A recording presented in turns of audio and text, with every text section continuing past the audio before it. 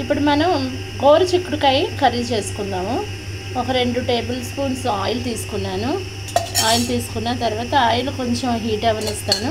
Heat అయిన తర్వాత దాంట్లో ఆవాలు చిటపటలాడుతూ ఉన్నప్పుడు శనగపప్పు, అలాగే మినప్పప్పు,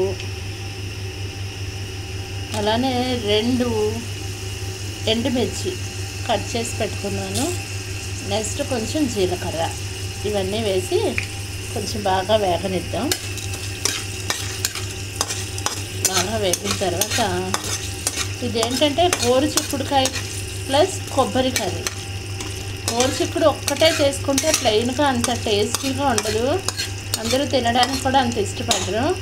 అదే మనం కొబ్బరి కలిపి చేసుకుంటే చాలా బాగుంటుంది. సో అది ట్రై చేద్దాం. ఫ్రై అవుతూ ఉన్నప్పుడు మనం ఏం చేయాలంటే కరివేపాకు కూడా కడిగి వేసేసుకుందాం. కూడా వేసేసుకొని బాగా ఫ్రై అయిపోయిన తర్వాత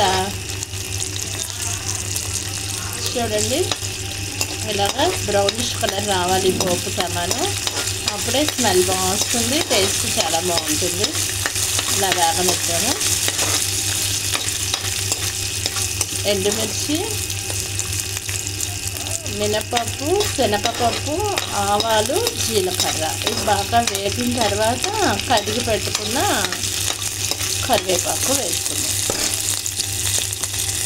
వేసుకున్న తర్వాత ఇప్పుడు ఏం చేద్దామంటే ఆల్రెడీ ఉడకపెట్టుకున్న గోరుచిక్కుడు ఉన్నాయి కదా, ఆ గోరుచిక్కుడు తీసి ఇందులో కలుపుదాం. ఆల్రెడీ ఉడకపెట్టుకున్న గోరుచిక్కుడు కూడా వేసి ఇందులో బాగా కలుపుదాం. ఏం చేయాలంటే కారం, 1 టేబుల్ స్పూన్ కారం, అలానే 1/2 టేబుల్ స్పూన్ సాల్ట్ వేసేసుకొని దీన్ని కూడా బాగా కలిపేసుకున్నాము. ఇప్పుడు నేనేం చేశానంటే ఆల్రెడీ కొబ్బరిని మిక్సీ చేసి పెట్టాను, పొడి చేసేసి పెట్టాను. ఇది కొంచెం ఫ్రై అయిన తర్వాత మనం అవి తెచ్చి ఇందులో మిక్స్ చేసేస్తే గోరుచిక్కుడు కొబ్బరి కర్రీ రెడీ అయిపోతుంది. దీన్ని వేడివేడిగా రైస్లో తింటే బాగుంటుంది. కొబ్బరి పొడి ఆల్రెడీ ఇలాగ జార్లో కొబ్బరి పొడి చేసేసుకున్నాం కదా, ఇలాగా ఆల్రెడీ తయారు చేసుకున్న కర్రీలో ఈ కొబ్బరి పొడి మిక్స్ చేసేసుకోవటమే, అంతే. చాలా టేస్టీగా గోరుచిక్కుడు కొబ్బరికాయ కర్రీ, కొబ్బరి పొడి కర్రీ రెడీ అయిపోతుంది. చాలా టేస్టీగా కూడా ఉంటుంది. సో తప్పక ట్రై చేయండి. ఇలా పొడి వేసేసుకున్న తర్వాత ఒకసారి దీన్ని కలిపేసుకున్నాము.